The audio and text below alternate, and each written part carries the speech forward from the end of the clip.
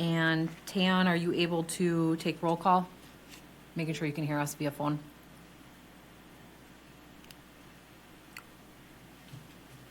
Nope, that's okay, I can. I'll just go through then. So Trevor?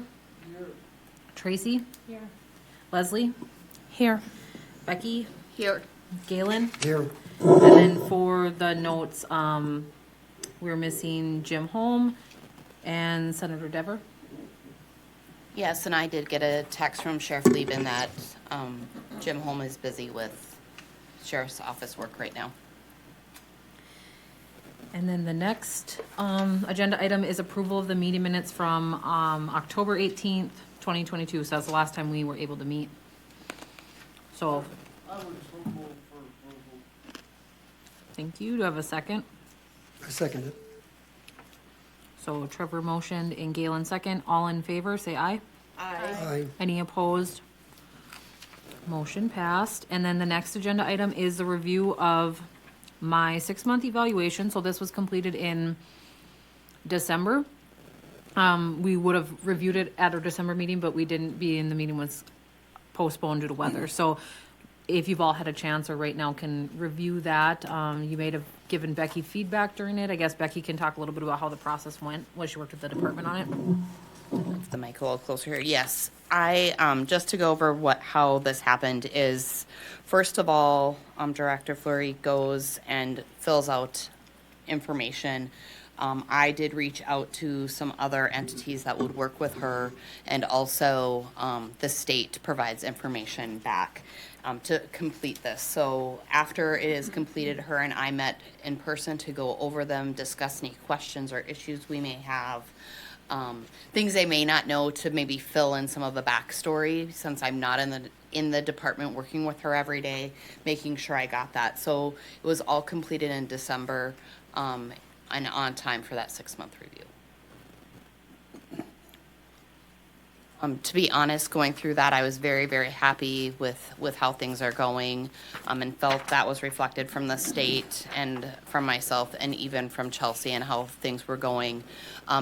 Areas that maybe were a little bit, scored a little lower, or ones that didn't have enough experience with what yet, but now with legislative session and different things like that, getting her feet much more wet and all of that, and getting much more experience.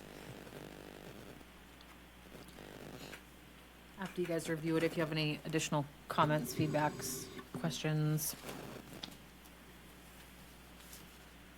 No major concerns that the state had. No, they're very happy with how things are going, and some of the collaboration work even between the other zones, and that kind of work. So it's been a good transition thus far. No further discussion, I'll move to approve. Can I just say one thing before we move forward?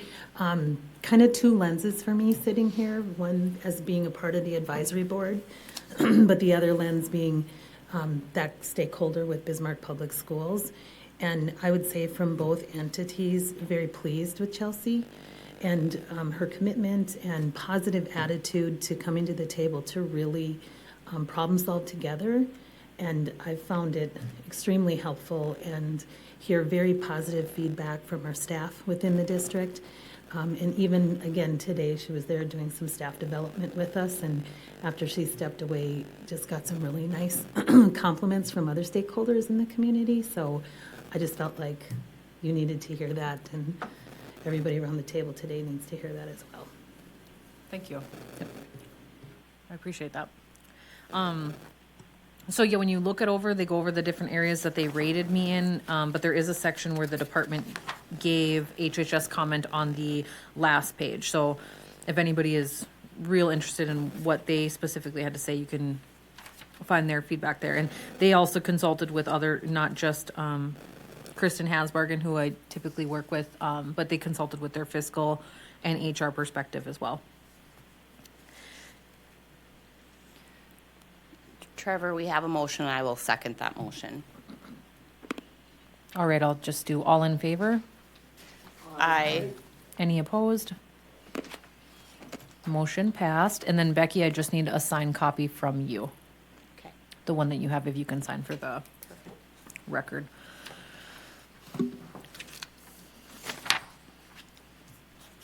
Okay, next, I just kind of typed up some notes going back what has been going on since we last met in October.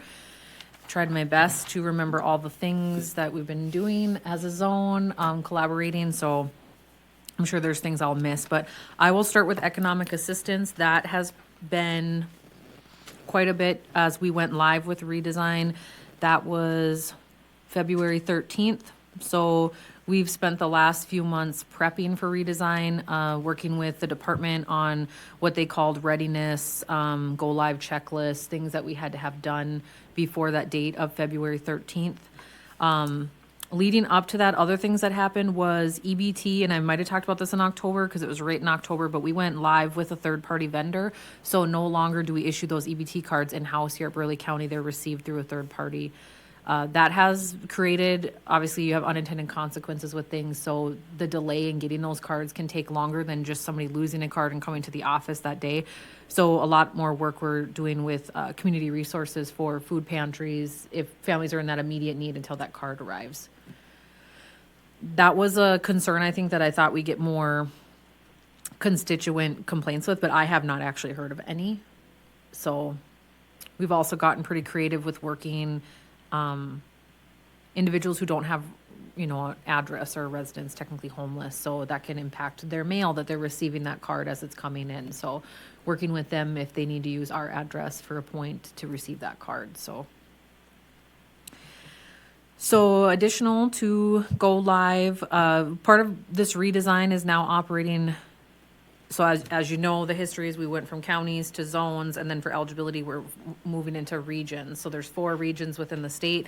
So ours is working with 3 Rivers Human Service Zone, Dakota Central Human Service Zone, Rough Rider Human Service Zone, and Southwest Dakota. So your entire Southwest region operating together. So this changed, I think about it as previously in eligibility, and if they're listening and I'm butchering it, I apologize. But when they would work cases, you would be assigned to the case where now they're doing more task work. So it is breaking out the tasks between maintenance and application processing. So that is officially live as of last week. Again, just some growing pains with how we tasks are getting assigned to people, keeping all that work moving. But it's, I think, inevitable with any change and redesign. Additional work they did in preparation for that was they did work groups for the call center. So previously we had a call center in Burleigh County. Right at the end, it was rough. I mean, we were down to 4 call center workers, and sometimes we were only operating with 2 or 3. And it was long periods of hold time. The queue and the volume of calls we were getting in, it just could not keep up with them. I don't think I have the latest, those numbers, but it was, our answer rate of those phone calls wasn't ideal, but that was the situation with the staff that we had. So we are now operating in a statewide call center, so that's been updated. So when individuals would call into our call center, they're routed to the statewide call center. And so we're part of the go live is advertising that information, getting that number out there to the public. I apologize, I didn't bring that with me today, but so that was one group we did, as well as constituent complaint work group. So when somebody comes in for a complaint, we had a process that every county or zone did. So it's coming up with a standardized way we're gonna address those. We did work groups for supervision and evaluations because now we have people across the region working together. They could be an employee of Burleigh County, but yet they're working in a work group that's supervised with a program supervisor out of Dickinson. So how are we collaborating on evaluations and having that communication? That's still in the process of our supervisors kind of knowing what that looks like. Chelsea, on that note, is there any graphic we can have how they're broken out into work groups now? Would that be different than the previous flow chart we had of eligibility? Would there be some that would be listed as maintenance, as application, as call center, that maybe weren't listed out that way before in our flow chart? Yeah, you're thinking like a regional org chart. Yeah. Exactly. I'm just, Yep. Just for me, I do know people that work in that department and say, oh, you work for eligibility now, is a little bit different of how, what that entails for them. So I have a better understanding Yeah. sitting on this board. No, absolutely. That may already be in existence or may not. We've shuffled a lot of positions over the last few months of somebody who maybe there's, 4 groups.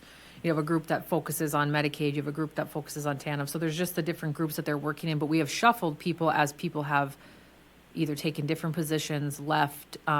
There's been that internal movement. So yeah, definitely getting you guys, if that's not already done, I can discuss with the department a regional org chart.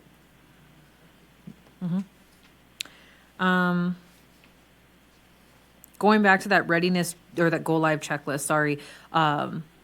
We had to update the information of the transfer to the statewide call center number. Also, there was an email that every county or zone used, and so now we have a statewide email that processes those. So again, putting that script in place, so when people are calling or messaging into that email, they're receiving that automatic response saying, as of this date, this is no longer the email for this. So a lot of that's happened, updating posters in the lobby about the readiness, the numbers to call. So the biggest one I think we still have yet to complete is the website update.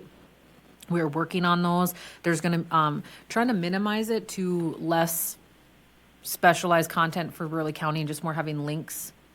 These things are already established. I'm trying not to put out too much different information. So really just linking people to the state dashboard for a lot of that information. But while we were on the website looking at eligibility, realized that a lot of the child welfare stuff can be updated too as well. We all still have information on there regarding child care licensing. That's no longer done through the zone. So really, we're just doing a full overhaul of that website and trying to make sure it's the most accurate information. And that was also an ask of at Burleigh County altogether when we work with the department heads, making sure our website's updated with correct forms and stuff. So it was much needed. So that is a work in progress. So I guess over the next month or so, people may say that the website still doesn't reflect it, but we are working on that. That just takes more time. And we didn't have a lot of this information until just recently with the phone number. It wasn't something that was made public until they went live. So Is there a timeline to complete that, the website updates? timeline to, no, not really. It was just kind of like, get this done for your readiness checklist. So it is on our definitely top to do. We've already went through the whole site and kind of made note of what we're going to remove. Again, the child welfare piece still uses old verbiage, like services required, has outdated forms on there. So we're going to update all that. But that, in my opinion, is kind of a project. So, so hopefully next time we meet in 2 months, I've got that done. Additional training that we did in preparation for redesign was they had a lot for their programs that they were given, even all the way to our front desk staff. They were given different trainings they could do through PeopleSoft is the program that had them on there for how to just scan documents and what that looks like, because a lot of that changed as far as when we received those in-house documents. So we've spent the last couple months working with the Department of Health and Human Services regarding JDQs for all these positions as part of redesign. A lot of that changed. Their positions probably stayed the same grade and everything. It just, the JD of it had to change because of some of the redesign work. They also added we refer to as an RPPM. I think it's a regional program and policy manager. So every region has this oversight. This is an employee through the department. They are not employed through the zone. And so their job is to be there for policy and procedure support for the economic assistance team. So they've been onboarded end of the year. They've been doing some leadership work with us. But I still, again, would give all kudos to, I want to make sure that we, in this section, really talk about the kudos to our current leadership that we had in economic assistance. We had done something for Christmas, and to have them go around the room and talk about the years of service they had, I don't know that there's anybody under 10 years as far as the management team, which is great. They are very aware of policy procedure, what they need to be doing. They advocate for their staff. But I think the thing I appreciate the most is through this redesign, they've advocated for the client.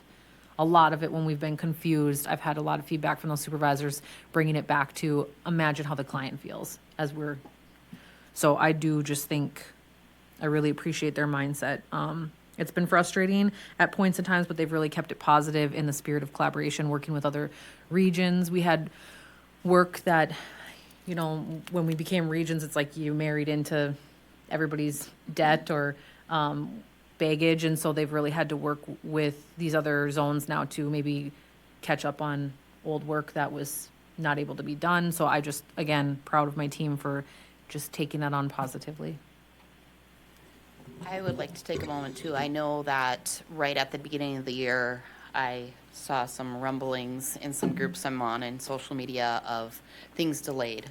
And some people I had known, and I know that those winter storms, we work remotely as eligibility, but many zones did not. And so that did affect some zones' ability to get that, if they were at a re-eligibility or just applying, a difficult point to get that all done. So, once I think that was understood, not that it makes it a lot easier, but that does also affect getting that work done. Not just school shutting down or businesses shutting down, but not everything can be done remotely. Yep. So sometimes we have to take that into consideration with these things. That's a really good point as we look at coverage. So this call center is operating statewide. I think they find a majority of the staff are located within this southwest region. That's just kind of how the chips fell on that. And there's a lot of zones that do things different. Let's say the day after Thanksgiving is a day they're just automatically closed. Burleigh County is not one of those. There's some zones within our region that close at noon on Fridays in the summer or maybe all the time. So there is a lot of advocating from me on what about our team. So that just because 12 of the 13, I'm just making that number up, 12 of the 13 call center staff are going to get the day after Thanksgiving off doesn't mean that our staff don't ever get to maybe take opportunity to do that. Same with Fridays in the summer. My concern is that during some of this backlog of work we've been cleaning up, our staff have started to accrue comp time. That's not new at all for our child welfare team, but that is definitely something we're doing in eligibility now to help them catch up on backlog. It's fine because those applications needed to be worked and that work had to be done, but my concern is that perpetuates the problem because then I'm going to have this summer people taking off comp time and then possible more backlog. So then again, if other zones within our region are off on Fridays, obviously it's ideal as somebody in the summer that you want to take a Friday off. So will that impact their ability when they can use their comp time? So that's something I will advocate for our team on. Is that now, when it goes to regions like this, is that the region's decision, or is that a state decision, or do they have to give waivers? 'Cause I have the same concern you do. I want some equity for your staff. Yep. And if one region does it, why can't it go to our staff? And I think that's one of the things that was brought up. The whole equity thing too. So to answer that, Trevor, it's one of those fun parts about being a zone is it's this hybrid model of a lot of those decisions are made on a county level. So the county of Burleigh County decides if we are going to get the day after Thanksgiving off. So Commissioner Matthews would probably be somebody if you want to advocate for that. No. So a lot of the counties make those decisions now. When you're a zone like Three Rivers that's made up of Morton, Grant, and Sioux, it can vary for your staff depending on what county. Now, if their host county is Morton County and that's what they do, then they will get that day. So it's just that it's that hybrid that our staff find themselves in where we adhere to a lot of county policy and practices, yet we are zones. I'm going to throw a little other wrench in is that the emergency will be over and that will affect Medicaid applications, Yep. correct? Or maintenance. So how is that going to affect our eligibility staff? Yep, good point. And I didn't even grab that date. We did get the date that's gonna, so the, May 10th, I think, or so. okay. May 11th. Last I heard we were in April, but it kept pushed back. So to Becky's point, so we were underneath the public health emergency for COVID. So during that time, they're just changed some of the rules with redetermination for specific, I'm just gonna talk about Medicaid, that's what's coming to mind. And some of the work that needed to be done when we were under the PHE. So that has lifted and that is nationwide. So once that's lifted, then we go back to reviewing and processing our redetermination applications like usual. We have a lot of staff though who never worked prior to the PHE, and we maybe have some consumers who never had benefits prior to the PHE. So my fear is that for the last couple years, somebody who's been getting their benefits redone, maybe didn't have to take action steps they're required to now. So we've had a lot of conversations with the department on how they're advertising that, putting out one-pagers, putting like a colorful insert in those things saying this requires action, where typically the last few years you maybe didn't have to. So good point. That is lifted and that will change some of the work we do. And I think a lot of that is to be determined. Well, and my concern, just for your staff, if you have staff from other zones taken off, it's all gonna be put on our staff. And that is a concern, Commissioner Matthews, that I have brought up to the department before, and I'm gonna continue to, because I just think we're always the ones that get the brunt of the problem, and I think there needs to be some continuity. Because I just, like I say before, you could have some hard feelings between staff to that region. Absolutely. I mean, you just do, as they talk about it. Okay, so yes, more to come on that as we just continue to advocate. But again, I just have the concern of people racking up the comp time when they're gonna be able to comp it out, and then will we have the same problem of people comping out time and then having, So when do they have to have that comp time used? good question. So we did put a limit on it because I didn't want to have an open-ended amount of comp time people would accrue and then have that issue. So I cannot remember if we capped it at 30 hours and then we put a deadline that they use it by October.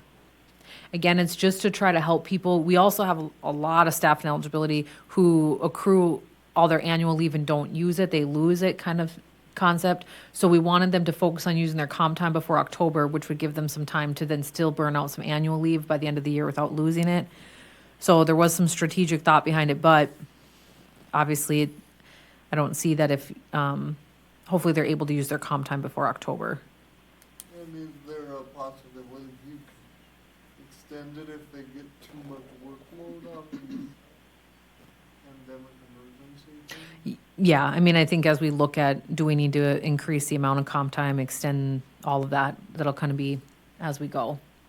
And this isn't new to just us within our region. I've worked, I would just say very well with the other directors within my region. And we've had a lot of conversation about trying to be consistent with that and them offering their team comp time. So it's a problem we're all tackling together. And this isn't just for our region. This is across the whole state as they work and trying to clean up backlogs. So I think they've also hired on some emergency temp employees who might work for the department in one role, but have experience. They could be hired on through a zone to work some evenings and weekends to try to help with the backlog.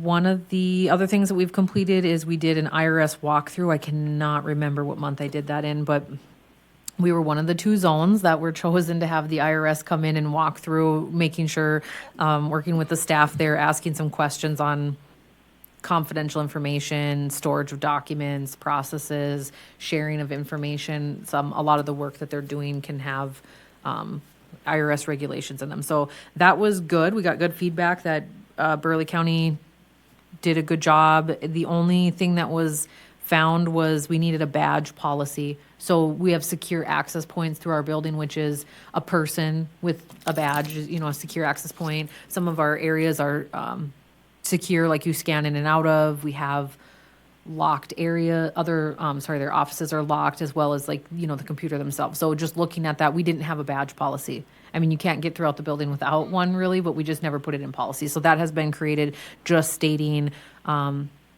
in those secure areas, you have your badge on, you're escorting clients. If visitors come and they're going to access secured areas of the building, we now have temporary badges that they utilize as well. So that was a change. But still, overall, considering the entire walkthrough, I was very happy with that. Was the only thing that they had concern with. And then one of the things I want to talk about for future is reporting numbers. So I think that that's important for me to get feedback from this board. We give you the numbers that reflect Burleigh County, but officially going forward, we're now regions. I don't know what kind of numbers everybody is going to be looking for when it's not really going to be specific to the Burleigh County Human Service Zone Board. Because we're going to be talking about statewide call center numbers, or we're talking about number of Medicaid applications or TANF applications, not just for our county, but for the entire region. What I would recommend is you just,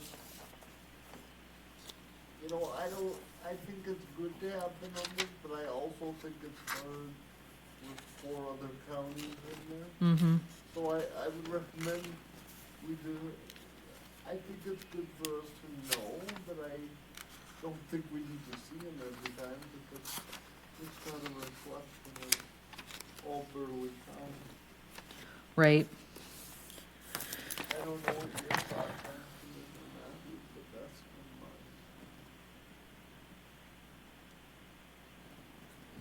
mine. Chair Flory, Yeah. I'd make a recommendation that, or at least a consideration for what he just mentioned, and that is if there could be a breakdown for our zone, it would be helpful for me, being in the committee, and I think for the members of the zone, also all the workers in it.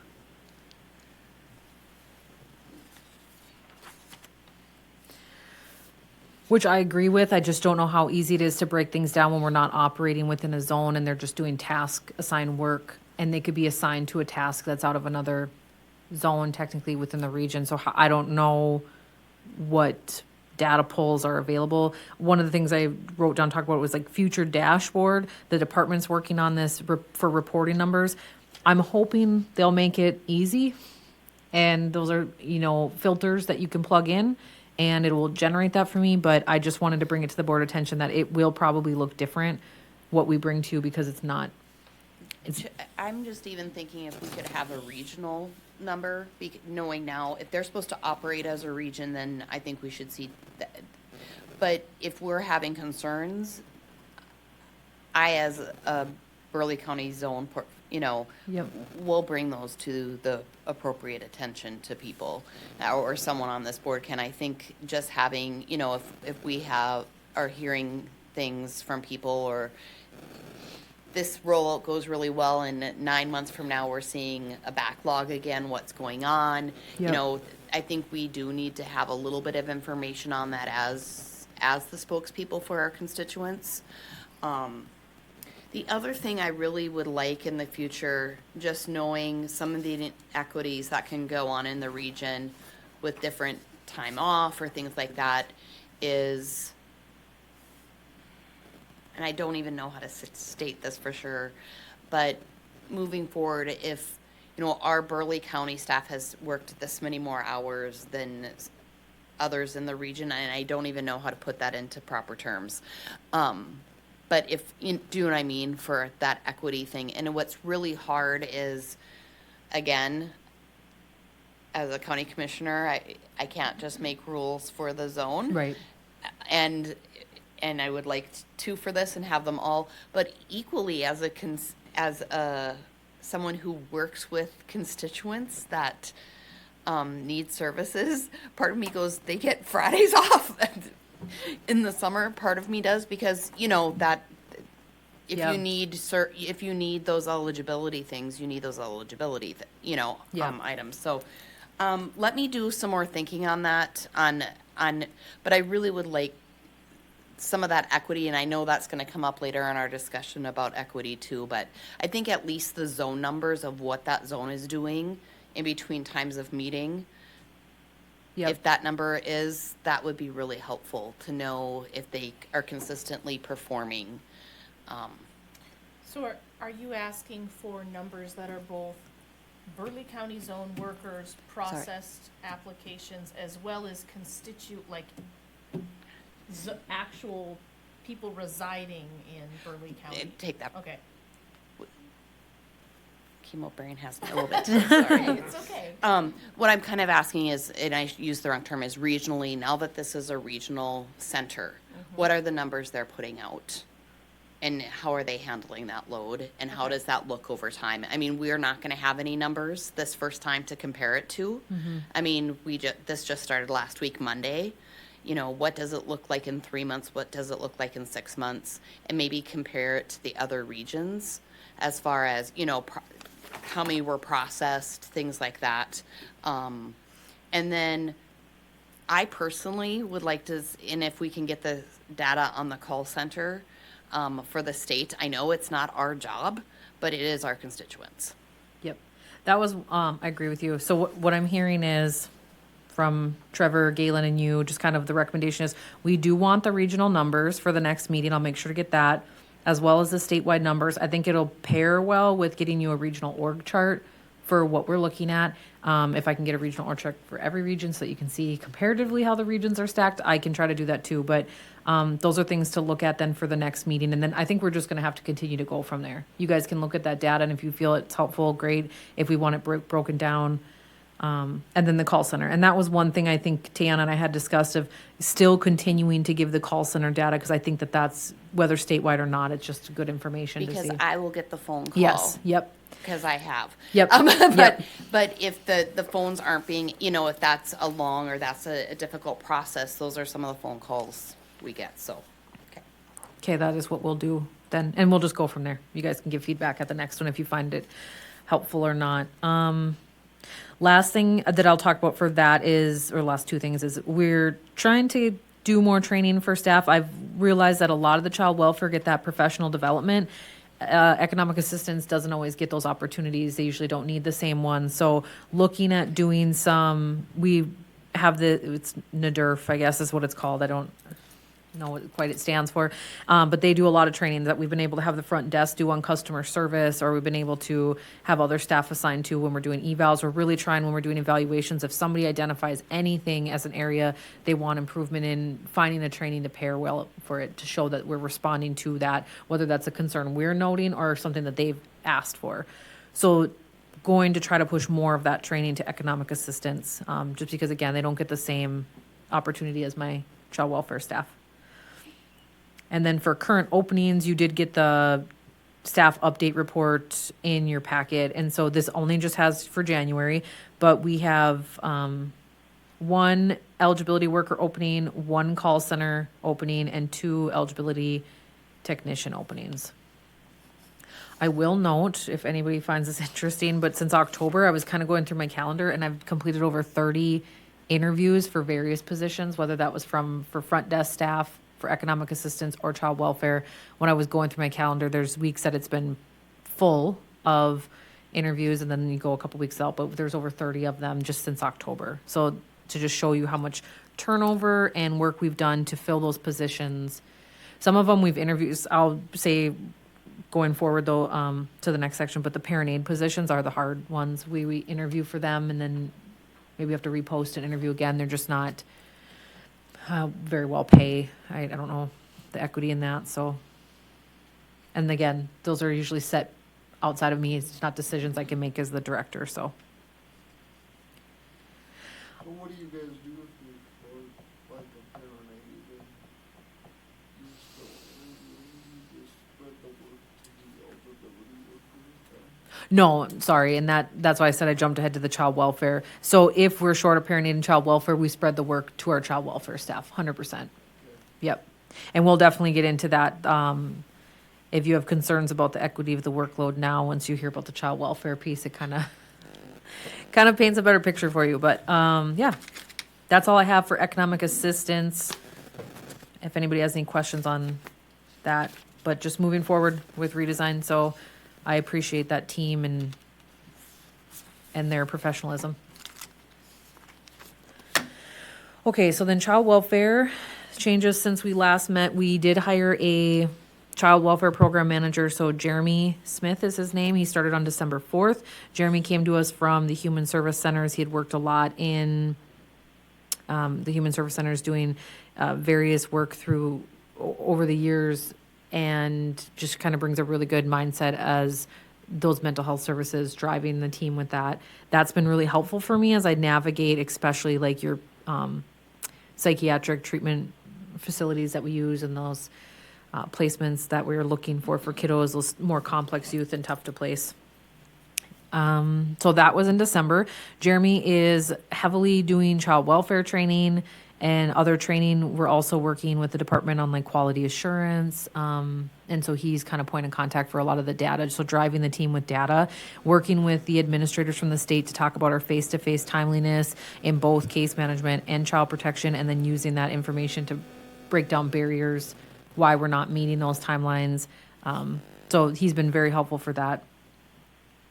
While we're talking about the face-to-face, we did meet with the department regarding our Burleigh County did not meet the face-to-face requirement for the year for case management for our foster kiddos. There's like a 95% that you have to hit. We came in at 94. So we do have to work with the department on how we're going to improve that. And again, talking about barriers, kids placed across the state more than they have been before. So that's my staff traveling across the state to go see kids in Grand Forks or in Dickinson or in Williston. So we were working with other zones to support each other with those visits. So if somebody from Fargo needs to go to Home on the Range in Dickinson to see some kiddos, maybe they do 1 month and we do the next month. Snowstorms, definitely, obviously the travel has impacted that. Staffing shortages, as they've had a ton of turnover in the foster care. I shouldn't say a ton, but they have had turnover, and what it takes to onboard and train a new staff, it does take them out of the field for doing those. So we didn't meet it, but I would still go on record saying I think hitting 94% isn't horrible. When we're looking at caseload equity, I mean, we always want to hit 100%, so I should say that. But with what they're working with as far as turnover and caseload, so right now, when we were at 9 foster care workers, we were fully staffed. We do have a resignation, so we're back down to 8. But my team averages 19 cases right now, and you can go over to Three Rivers Human Service Zone, and they have stated that they average about 9. So we're carrying double the caseload than the zone across the river, and we missed the face-to-face 1%. So again, we always want 100%. There's always ways we can improve. The department has been great with offering us suggestions, just meeting with us, talking about what other zones across the state are doing. So no issue with having to work the performance improvement plan, but I just think it should be noted it's not due to lack of staff effort. It's the capacity that they're working. I'd like to say that as a foster parent, those are difficult to meet as well. Mm-hmm. So, like, it goes on both sides, though that's a challenging requirement. Yeah. Yeah, so Leslie brings up a good point. These visits, best practices are done in the home. So that's what's difficult because we have, we see these kids every day. We're transporting them to therapy and appointments. We're taking them to and from school, quite a bit of them. We're doing daily transport, and we can't count those as those visits. So it's not these kids aren't seen. They just have to be seen within that home. There is a percentage of them that we can count, outside the home, but best practices are seen in the home. So it's coordinating with the foster parents, and a good time that works for them and those kids and everything they have going on, and the visits that they maybe have with their parents or, so that is, trying to think caseload. So I did talk about foster care caseload. So right now we have 1 opening for a case manager in foster care. We had a resignation, I think, earlier this month. And we have 1 opening for what we refer to as a transporter. So we have interviewed for that position and posted it a few times, but basically somebody to help with some of those transporting. If foster parents aren't able to get kids to and from therapy or to and from school, we've had an increase in the number of school transport we're doing for various reasons, whether a child can't maintain on a school bus because some behaviors they're having, so they're not able to be on the bus. Us as the custodian, we have to ensure they get to and from school. So that's them putting that on our team. We've also had issues where kids are discharged from a facility or maybe one foster home, and it's pretty rapid. So then we have a 2-week period of time while we're working with the schools to pause and pivot. But then during that time frame, we are providing all the transportation.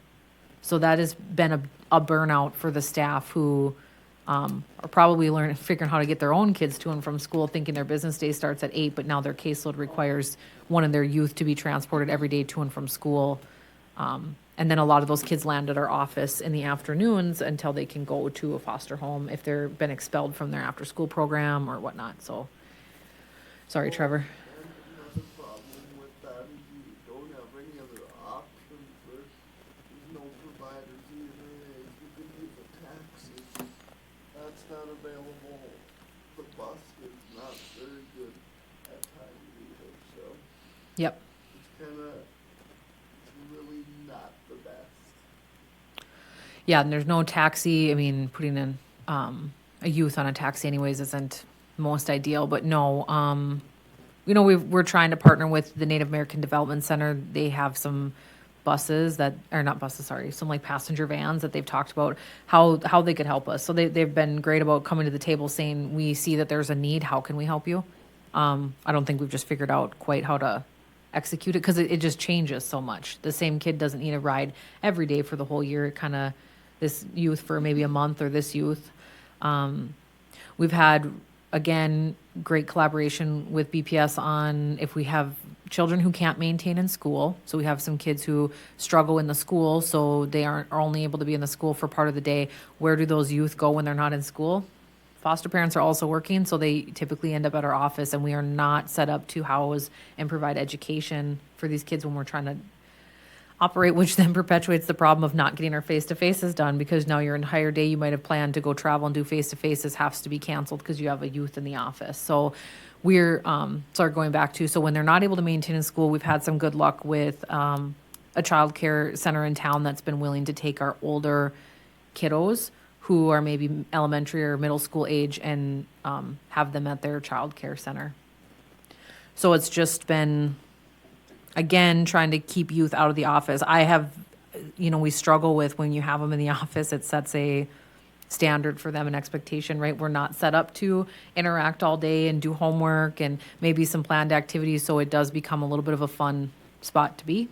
Staff are just trying to get their other work done, so we end up watching a movie or we play some video game, or our snacks are fun snacks. And so we try really hard to not get them in the office because it's a bad habit to break. And then you have a youth who's already having behaviors at school, and if they know that they're going to have the behavior and they're going to come to the building, we're reinforcing that behavior. So that's kind of Sometimes you don't have a choice with that correct. Yep. either. I mean, it's Chelsea, are there additional transportation considerations that can be brought to the table? I felt like there was always kind of like a barrier because of confidentiality or other things like that, and background checks and all the necessary things that would potentially have to go into that. But are there other considerations? Yeah, so when I started, I know it was on the previous director's strategic plan was to work on, do we find a church in town that's willing to do this? And then what does that look like for a waiver of liability and confidentiality? So I think that's still a good idea. I've asked other zones or anybody else doing this, and I haven't gotten anything solid. It would just take some work with our state's attorney's office to make sure everything was, all liability-wise lined up. But there's a need for it, 100%. Yeah. what do the other zones do for transportation? A lot of the same, yeah. Okay. A lot of the same. When you're in the rural area, you just don't have that. They just can't. The foster care worker in Linton, or I should pick a different one because I don't know too many cities out there. So in Washburn, isn't going to drive all the way to Garrison to get a kiddo and do some of that stuff. So a lot of them are just more resourceful in some of those areas. But in Burleigh County, it just, it's been pretty, it is historical that we've been very hands-on with our youth and transporting, but it's also maintaining children in the placement with their foster parents. As we have a lot of kids placed in certain foster homes, we're doing anything we can to help that foster parent and alleviate some of that, that work that they have going on as well. So I don't know. I don't have a good answer for you, but Yeah, and Leslie, I see it on you guys' end too, you're trying to work with Mhm. foster parents. It's not easy.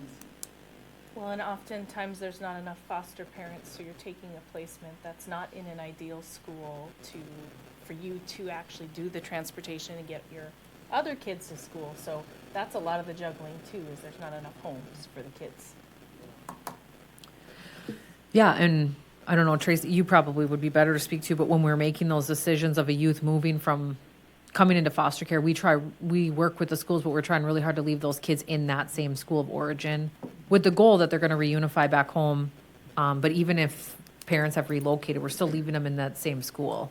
So we really do strive to have stability. If that child's gone into foster care, we want to keep school consistent as much as we can, especially knowing that we want kids to go back home and come back to that homeschool. And so if we've got kids bopping back and forth, it's really a disruption, not only to their learning, but to their relationships with other adults in their life. So we really work hard to try to keep consistency.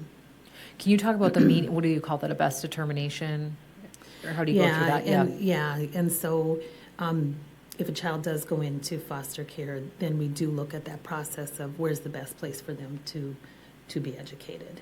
And at times there might be very good reason that's a benefit to that child to switch schools, but it's very much a process that's not taken lightly, right? I mean, it's the life of this child.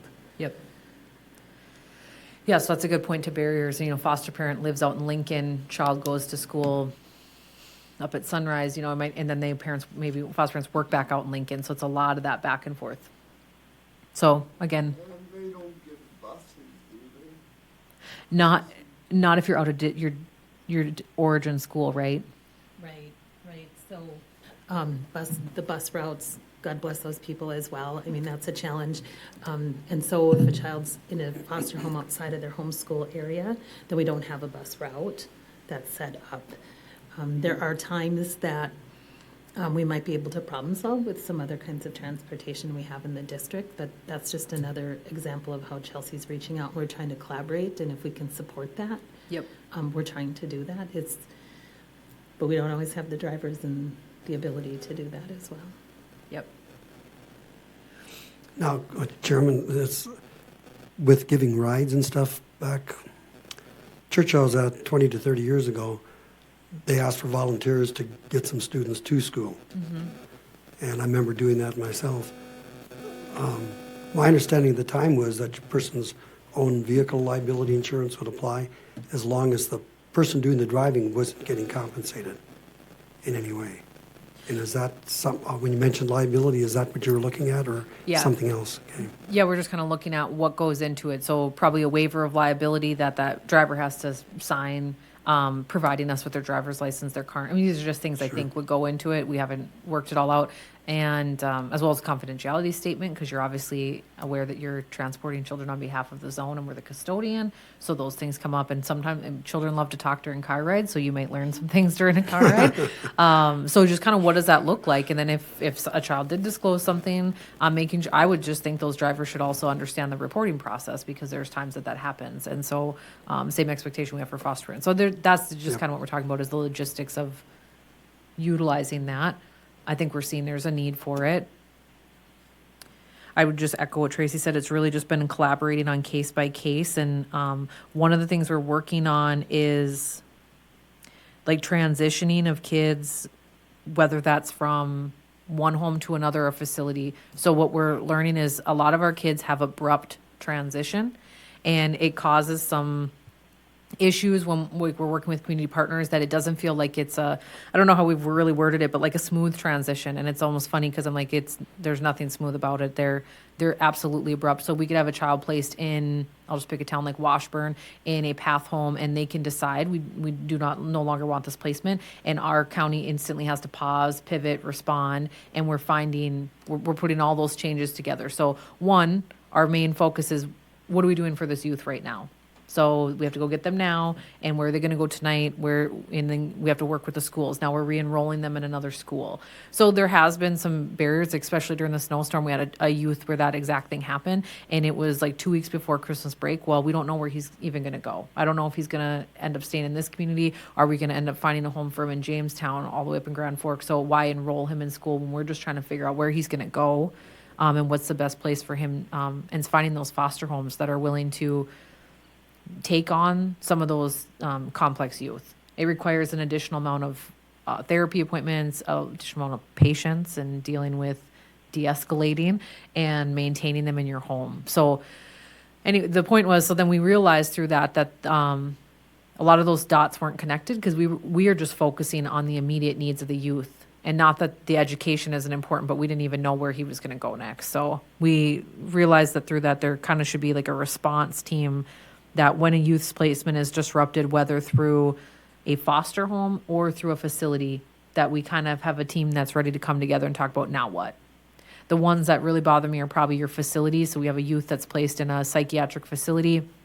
He or she has some behaviors that he's no longer able to stay there, whether that facility is saying no thank you and they discharge them. We then have to take action, and now we're trying to put things in place like services for mental health that they were getting on a facility level in the community, which And that is something too that I'm watching in the budget because it keeps coming up. yes. And this is something that I know Senator Denver tried to do the best he could, because it's happening in other zones, and it's happening at a rapid rate. Yeah. So, it's not your guys' issue, but I think they're working on also, I think, when I was there, they were talking about making sure we have the service that we need, but also when the agencies decide to discharge, they don't give enough notice either. It can be just a phone call. And that's not right either, so. Yeah, no, good points that, I mean, there's lots of conversations on this, so it's not like it isn't just Burleigh County, and there's a lot of, whether through legislation or the department, everybody knows that this is a need to just serve the children the best we can. I would advocate for those facilities, though. It's not typically that we're just getting like, this is happening today. Sometimes they are telling us you need a discharge plan, and there is no plan. We maybe don't have a family that this child is ready to go home with. We are actively trying to recruit a foster home.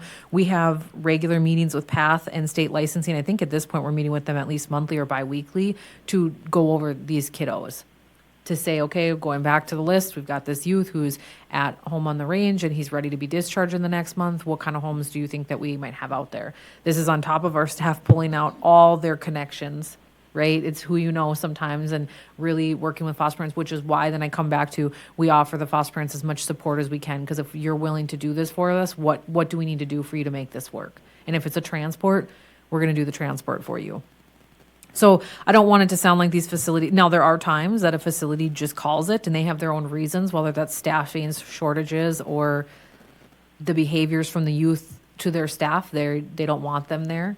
I always challenge them, well, where do you think those youth go? They come to my county office, or they go to a foster home. My house. Yep. So it's always interesting when you have a child who's discharged from, this level of care to the county. And I think the bigger thing is how am I replicating what you were getting in a facility abruptly in the community when we know community services aren't ready. So we're doing a lot of work with getting these kids to open access, trying to wrap the services, get them triaged and get them in place, but that takes time. It can take up to 60 days. Yep.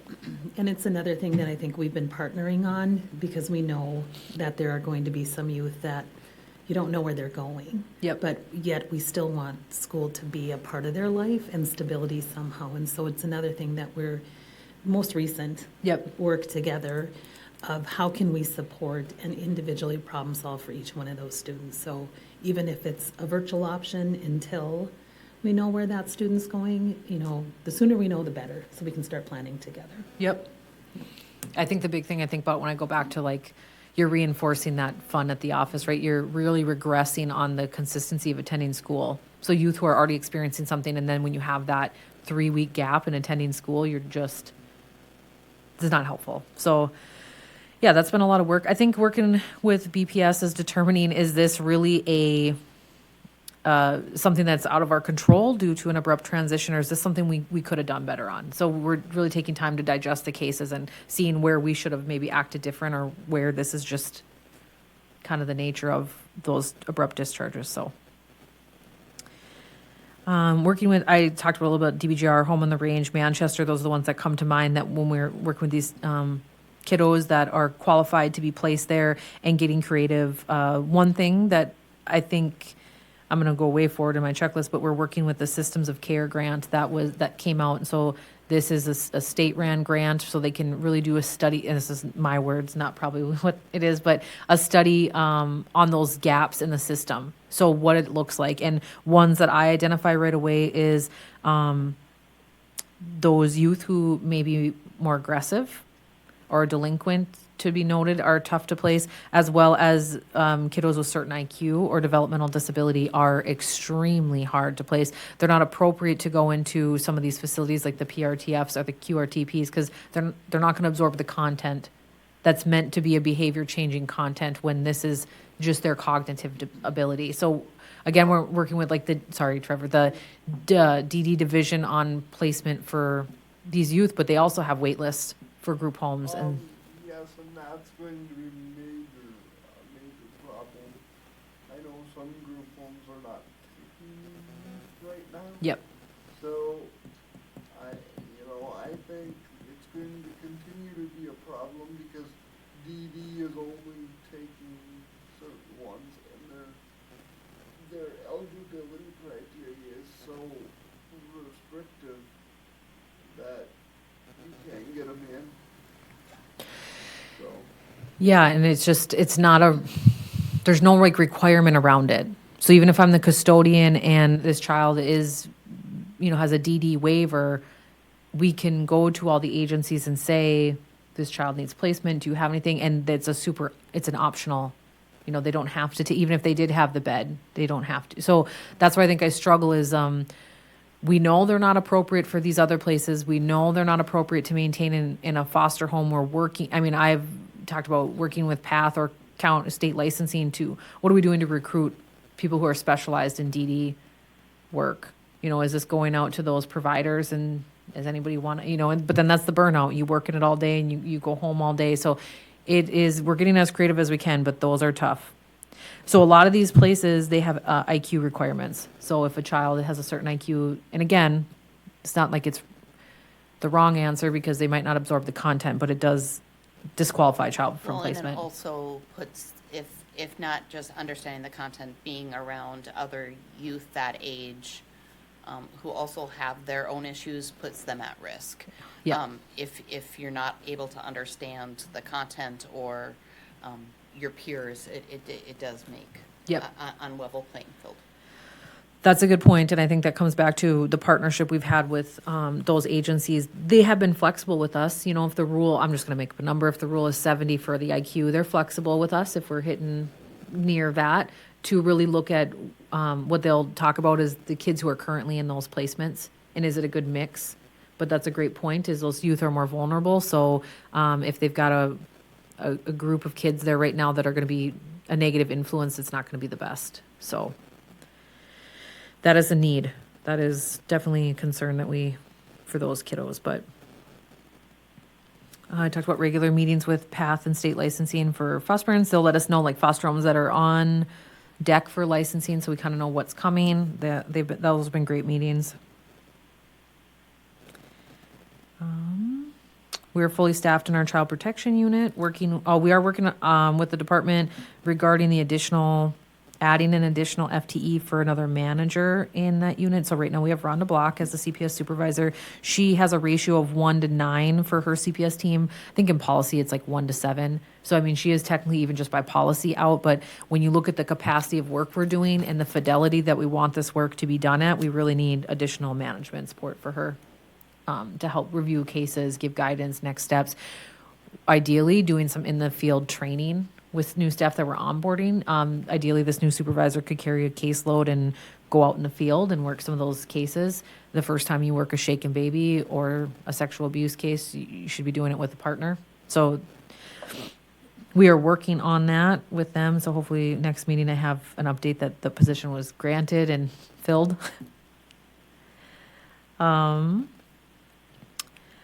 We talked about working with other zones to level in eligibility. So we're also doing that here in CPS still. So working to level our caseloads, we'll work with Dakota Central and South Country, the zones surrounding us that maybe don't have the same quantity of work coming in. They still have staff to have time to help. So they've been really great about taking on those caseloads. So that's been ongoing collaboration. Ideally, that's what we would like to continue, look at doing for our foster care, going back to those foster care numbers, right? We have 19 per worker. We just had a resignation. So that means those 19 cases will get leveled to my other 8 remaining workers, which will put them back in the 20s. So looking at those other zones who maybe only have 9 or 5 per their workers, can they take on some? So, again, there's the challenge of, if those kiddos need transports to visits and therapy, though, that's still gonna land on my zone staff. I can't expect somebody from Linton to come up here and do those transports and, but conversations we'll have with those directors on what they can give us, and it might be a certain kind of case that they're able to help with, like maybe your cases where parental rights been terminated and you're an adoptive placement, and they typically are a little less hands-on, so. Did you say that there's 19 foster kids for each foster care worker? Currently, when we were fully staffed, that's what they were averaging. Now, you could have some who are lower, and one of our staff was brand new, so she really wouldn't, even that 9 didn't have a caseload as we onboarded her, but they were averaging between the 9 of them, 19 children per person. And how many people do we have in those positions? 8, now I have 8. 8. Yeah, so that was when I had 9 technically, now I have 8, and again, one of them really didn't have a caseload anyways, because she was so new, and then now we had a resignation, so those 19 from that resignation will get, and that's an average, so she may have more or less than that, but. So 150 kids just in our zone? Yeah. Yep. I mean, that might not be the exact number, but yes, yep. I'm trying to see if we had for foster care a reporting number, but for the month of January, there were a total of 91 youth receiving services from in-home case managers. 177 youth for foster care in the month of January. So those ebb and flow as kids, go home, come in and out of care. So yeah, and then going to the next one, yeah, our in-home case managers. We have 5 in-home case managers. We're fully staffed in that unit with a supervisor and her team, but they're all very new. So a lot of them are traveling for child welfare training. They're still onboarding. So, but Is there any idea or as to what makes for it? Parents incarcerated and so they're in foster care, or abuse and neglect, or? yeah, I mean, a little bit of everything. What we refer to it as is deprivation. So just, I mean, that might not be the most current language, but yeah, just a youth who is deprived due to abuse and neglect happening, a parent who's not able to care for them, whether they're incarcerated or don't have the means to do it. So again, just really working under our practice model, the safety framework practice model. I just, when I presented to Tracy's team the last couple times talking about, that's a new model that we practice under in North Dakota as of the last 2 years. So it's really my opinion of the case management piece. And again, I only did the child protection under that framework, but it's moving away from just checking some boxes and really helping meet families where they're at and breaking down some of those capacities, those behavioral tendencies, and how we change them. So previously, a child could be in foster care and we're like, you got to get a place, you got to get a job, you got to get a car, but that never really changed what was happening that resulted in that youth being in care. So this new practice model really helps get families where they need to go, wrapping community around families. So when we walk away, they're supported by a community of services. So that's the goal.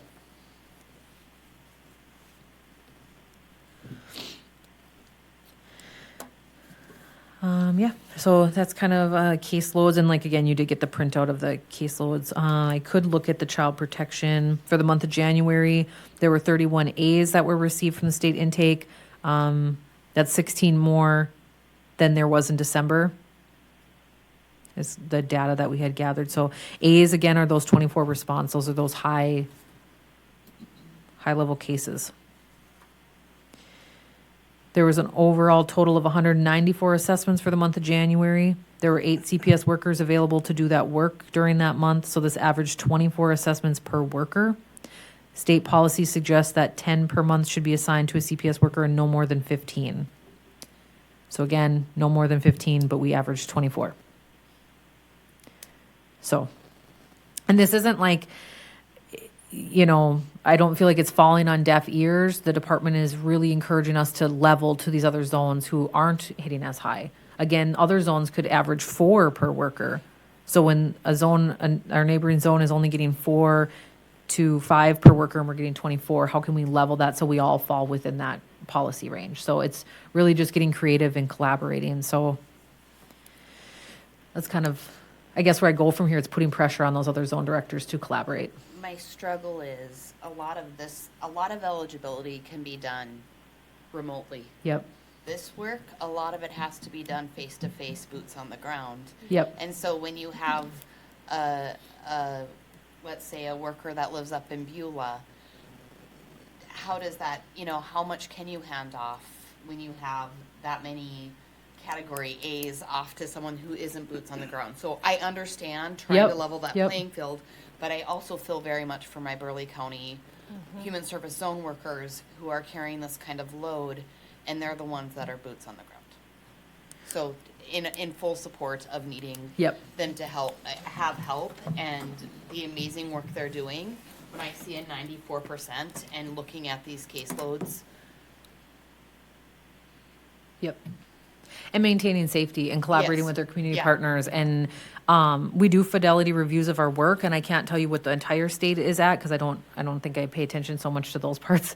But I do know that when we get our fidelity reviews of the work, so the state has a team that will pull a case at random and they'll review it from beginning to end, from intake on, and all the action steps we take. So we get reviewed on that work, and the CPS portion is scoring very well.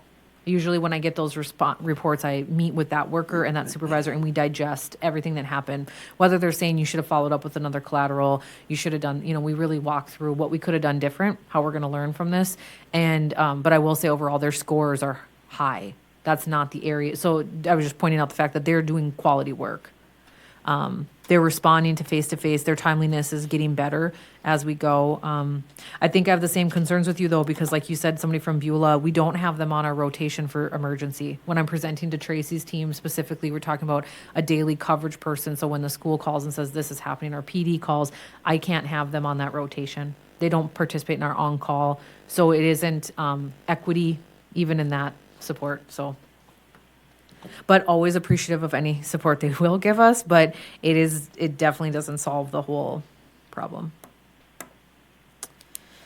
In that unit, I will continue to say that we identified one of those CPS workers to work the substance exposed newborn cases. So that is still happening. She's probably been doing that, I'd say, for 6 months now, maybe.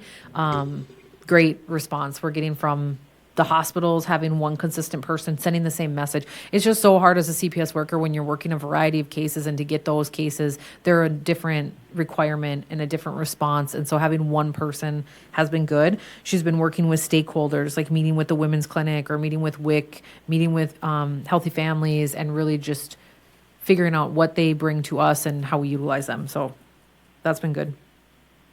I think also looking in the big picture, statewide, having one person could be a possible resource for other workers across the state who are working those cases. So if you have somebody in Beulah working one of those cases, and they may not get them as often as we do, so she's a good resource to tell them, yep, this is the steps you need to take, and this is what we would be doing. So that's good. I was going to talk about the work we were doing with BPS, and so just so I'm not rambling the whole time, Tracy can go back and kind of elaborate more on what we're doing, but I would just share that Tracy did give us some feedback from her schools, and then we got great feedback again today about some positive feedback. So I just wanted the board to know that we do, the biggest thing I'm hearing is improved communication with the schools, so on our CPS end. Yeah, so we sent out a bit of a survey to our clinical staff, our counselors, social workers, and school psychologists about 6 weeks ago. And I'd say that was the theme of a gap to work on, is our collaborative communication. But it received a lot of positive comments, and again today during our training, of improvements with that, and just improvements, I think, overall in collaboration. And opened up PD today to county workers who wanted to join as well. And so I think that's a goal of ours, is to do more things collaboratively. Yeah, Yep. So really getting some positive feedback from staff as we continue to work on identifying gaps and filling those gaps and barriers. Yeah, and I can't say enough how thankful I am that you allowed my staff to come to the professional development, and any more that you do, because we plan those and schedule those, but as the work of a child welfare worker, something happens and your entire day is disrupted. So the more opportunities I have for them to do it, the more likely they'll get some sort of professional development. We're really trying, especially now with Jeremy on board, having a monthly staff meeting where we bring somebody in to talk about whether that's a provider in town, whether we're talking to the department about targeted case management and reimbursement for the work we do. That's another thing we're we look at, and then even just having your partners coming from the PD or the sheriff's department to do some training. So working on that, but the more opportunities I have, the better, because everybody's schedule just, some who planned to go today probably had to pause and pivot and couldn't go because of other work, so. So yeah, we've been doing, I've done quite a few presentations regarding CHIPS and CHINS. So CHINS is the Children in Need of Services, CHIPS is the Children in Need of Protection. So CHINS, then I'm learning this through the presentations that I'm doing. This isn't new work. This is work that was done through juvenile court. Children were referred to juvenile court for some of these services. And the idea is this work is moved to the zones, keeping the children and families out of another system. So now you're navigating that system. So ideally, then you're just working with a zone worker. So CHINS workers are zone workers. They are employed all through Rough Rider, no, that's a lie. RSR, Human Service Zone. And so they are employed there, but they're stationed throughout the state. So they access our zone office just like my employees do. If they have a family they're working with who has a need for some gas or vouchers for things, they can utilize the same funds and we help them with that. So it's definitely been a collaborative effort. It's improved. I mean, it was a rocky start back in August, but I think we're learning how we work together and how we collaborate, trying to keep CHINS youth, so children in need of services, from becoming children in need of protection. So, and usually that comes from a family who's just at the end of their rope and doesn't know what to do, and then some sort of neglect or whatnot happens. See y'all later, I gotta run. Thank you, See you, Trevor. Trevor. Thank you. Sorry about that. No, you're fine. There's bad weather out, so. We've also worked with BPS to review the intake form, or what intake looks like, centralized intake. I think that's been helpful to talk about. It's not a local decision. So when you're calling in that reporting line, it's and like I continue to present on, it's a team of 15 people with 3 staff and 2 supervisors who are well-versed in the policy and law, what meets the level of abuse and neglect, and what cases should get assigned and what shouldn't. So that's helped with consistency across the state on the cases we're working. We've reviewed how we decide we serve through case management. So when we identify danger, impending danger within this family or a safety concern, what that looks like. So I think that's helped with our partnership, and really just educating them on the scope of the work we do, I think will help them have, I want to say have confidence in us to do our job. They can trust that we're doing our job, so then they're able to do their job as well, and it's a collaborative effort. Another change is we no longer have a certified shelter in Bismarck. So YouthWorks closed their certified shelter portion. So it's still definitely operating as YouthWorks, but they just are no longer operating as a shelter. So that was in December, I believe. That there are shelters across state. You have one in Williston and in Dickinson. YouthWorks still has their shelter operating in Ward County up in Minot, and sometimes we have the option to place youth in that certified shelter, but it's difficult, placing a youth up in Ward County, and then if something happens, trying to respond there. So it's not ideal at all. So there is an RFP out for that certified shelter. So looking for, hopefully somebody who would be interested in picking that up. I know I've brainstormed, we've got some great daycares in town that operate some long hours for maybe nursing staff. So would they be interested in becoming a certified shelter and then being able to help us in those evening hours and operate? Just thinking they already have a setup. They already have the staffing model. So getting creative with that. But again, I have no clue where it's going to go. But we do not have a certified shelter right now. So that's no longer an option for us to ever place at YouthWorks. Upcoming trainings we're going to do in 2023, we have an ethics training set up for staff. So a lot of my staff are licensed social workers, so they're required to do that ethics training. So we have that coming in. Motivational interviewing, building resiliency with secondary trauma. So those are some ones that we have coming up probably through May. I touched on targeted case management. I just want to go back to that. So we currently aren't doing anything for that, but what that is when our case managers are working, there's certain things that are reimbursable, billable. So really looking at how we do that, but it is when I'm already having such a staffing shortage and we're trying to just meet what we are doing, adding that to my team isn't probably in the driver's seat right now for me, but it is something that I'm looking at on my level so that when we are ready to go, we can roll that out to my team. But there's also some prevention funding that we can do. So we are looking at one of the positions we had for the parent aid, we did reclass to like a lead parent aid position. The hope is that they can be trained to do some trainings like car seat training or nurturing parenting training that then they can bring to our families. When we want families to get registered in nurturing, it can take, there's a wait list or you got to wait for the class. So if I had a parent aide who was trained in that, they could just facilitate it. So we did reclass that parent aide to just that little bit of a higher level to do some of that, as well as some of those prevention service delivery. So again, working with the department on programs we can get licensed in. Button's not working on the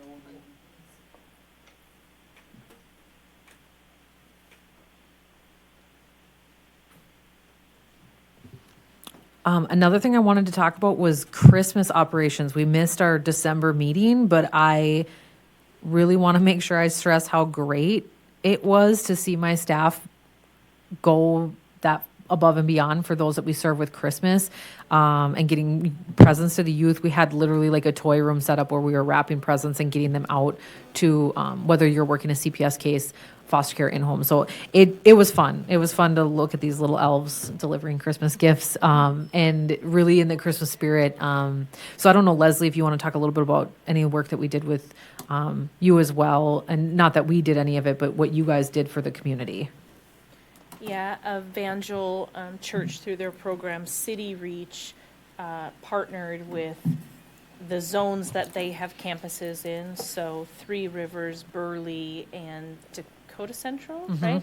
And to offer Christmas gifts to every foster child in the custody of those zones, regardless of placement, to try to take some of the burden off of those families, and offered it could be used for the foster parent to give a gift, for the bio parent to give a gift to those children, or any other way that it made sense for that family dynamic, just to try to lessen the load. So hopeful to do that again in the future and have a higher participation in that going forward.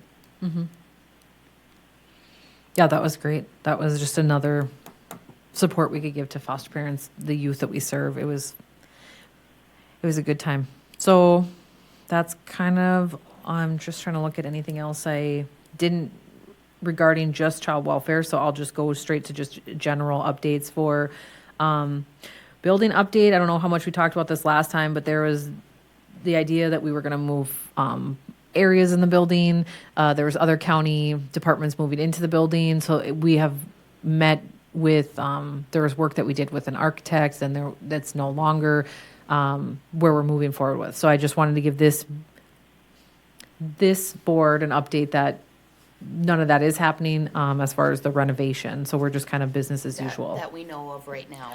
It may be revisited during budget season or later on, once different things with the county budget is figured out and what best things. But yeah, right now is a pause and figure out where we're at. But yeah, right now there will not be any renovations happening over there that we are planning for. Nope, that's fine for us. It's just business as usual. It was more work than anything. So there's that. We have 3 interns on right now. One of our interns is working on, I'm gonna probably mess this up, but like a project she's doing for our school. And so she's working on a mentor program. So the idea behind it is finding mentors for the parents that we serve. So really connecting them to somebody with lived experience, or after we've phased out, again, it's just another support for families. So that is very fun to see that. And then we have an intern in child protection through May. And then we have an intern through August that's just really interning through all of our programs. So they're getting a full range of the work we do with the county. Other thing would be, obviously, it's legislative session, so working with directors across the state as we've presented on parental rights bills that impact the work we do, just making sure that there's context in there that really addresses us as the custodian, not just us, but DJS, tribal entities. So those have been some bills we've looked at. Indigent burial has been the biggest one, so that recent bill bill that was amended was approved through, hopefully I'm getting this right. Senator Devers not here to help me, through the Senate, and so it'll move over to the House side. And so there's still time that it could be amended and changed, but I think where it's at right now, zone directors are satisfied with what's happening. There was some conversation around, sorry, Galen, there's some conversation around cremation and religious rights to, if they don't allow for cremation, what we're doing to accommodate that. So we've definitely worked with different stakeholders to come up with something we're all satisfied with, so. Do you have any numbers as to the number of indigents involved? Oh, that's a good question. And I know that through the work on the bill, we definitely did give them that, but I definitely don't remember it right now. But I can get that for the next meeting. I'll just make note to, Thank you. yeah. I know they were gathering it from everybody statewide, like how many we did. I don't know if we did, I'm just gonna make it up, like if we did 19 and another zone maybe did only 4. So they were kind of looking at statewide, how many are being done by zones as they budgeted for that. So those are the big ones. There's other, as we're going just over our budget, and which is what Senator Dever, I think, was doing today. He was bringing the human service budget forward. So good luck to him as he did that. The last thing I'd talk about is the last two things. One, we did do bonuses for our staff at the end of the year. I have not had a chance to talk to this board about it at all. Was going to bring it up in December, and we obviously canceled that meeting. So we partnered with the department towards the end of the year to talk about doing different kinds of bonuses, whether you wanted to do performance bonuses, retention bonuses, different things like that. So as Burleigh County, we chose to go forward with the retention bonus.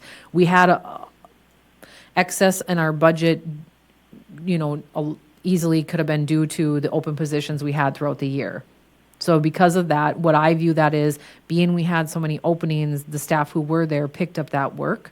So they were very much deserving of that additional workload, as we just discussed ongoing. So these were retention bonuses given end of the year. Staff then signed agreements that they would be retained for a year. So they received a certain amount for a bonus with the agreement that they would stay on. Now, if somebody leaves during that agreement time, and people could opt out of them, but if somebody leaves during that, then we do recoup whatever percentage we are, if they leave in February or August or whatnot. So those did go out end of year.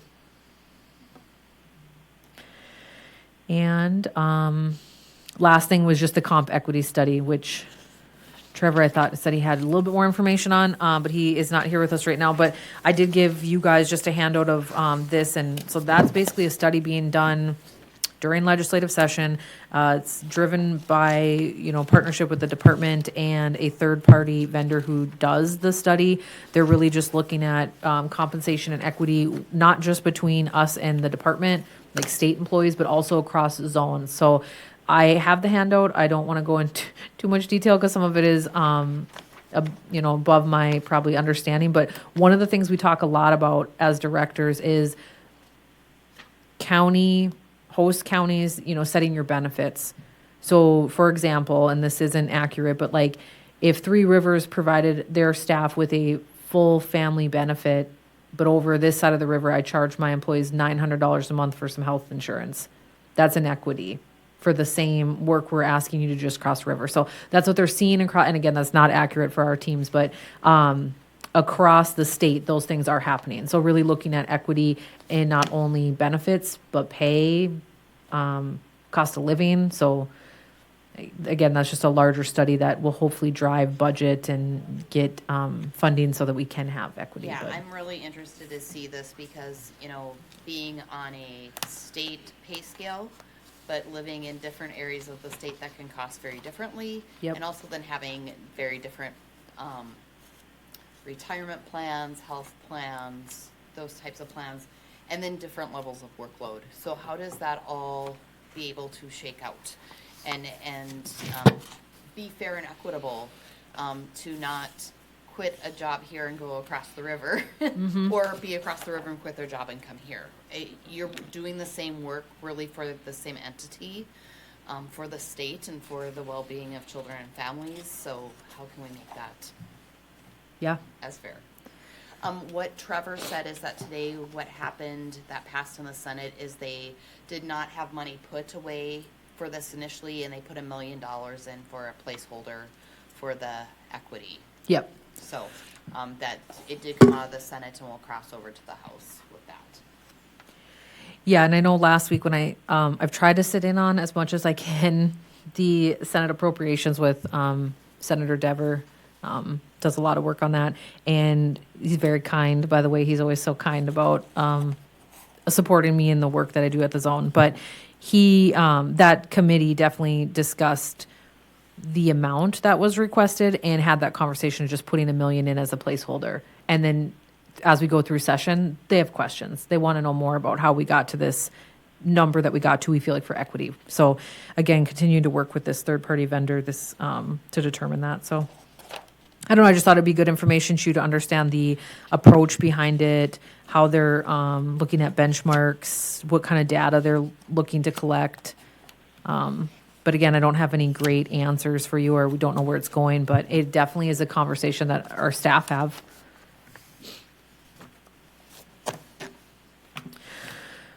That is pretty much all I had for zone updates. The next on the agenda was financial report.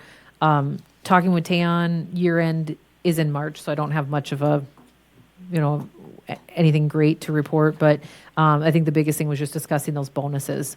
And those all went through, was approved, signed off by the county auditor, so I mean, everything is squared away on those. Chelsea, what was staff feedback on that? On the bonuses, staff feedback, good.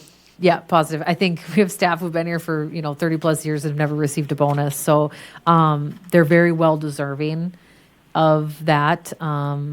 If I could have given them more, right, give them more, because the work they do is just, they do definitely go above and beyond. And I see what they pour into their kiddos and their team. So yeah, it was very, very well received. Think a lot in economic assistance, right? It's the pay isn't equitable. And so to receive something like that, and they ended up getting it before Christmas. So to have it hit their accounts before Christmas, I think was huge for a lot of them. So I was very happy to advocate for them, but it's 100%, they're worthy of it. So thank you to the department for allowing us the opportunity to partner on that.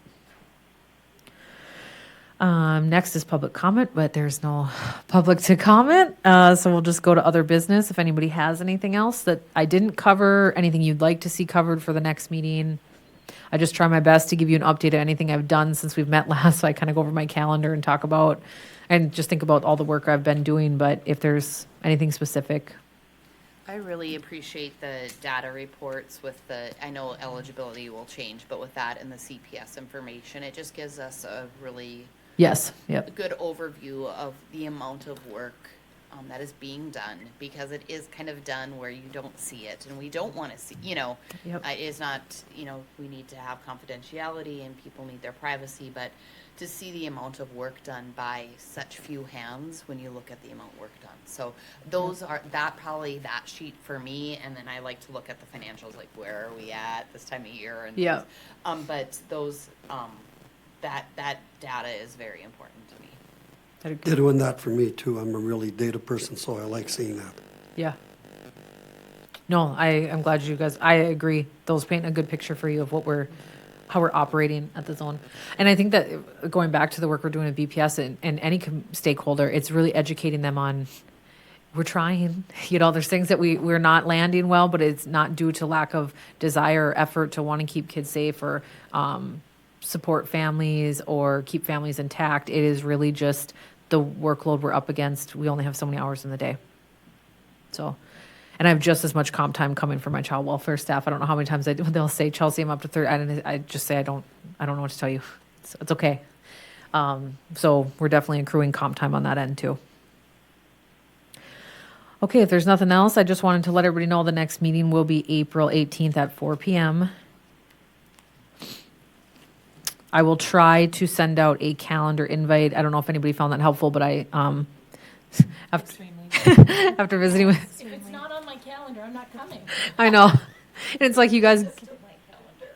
you get the dates for the whole year, but as we was creeping forward, Tracy and I were scheduling some other meetings, and I was like, no, we meet for the board meeting, but it hadn't been on our calendar. So then I thought, super simple, I'll shoot out a calendar invite for you guys for the 18th. That way you have it on your calendar, but it'll be 4 p.m. in the same location. So, all right, thank you.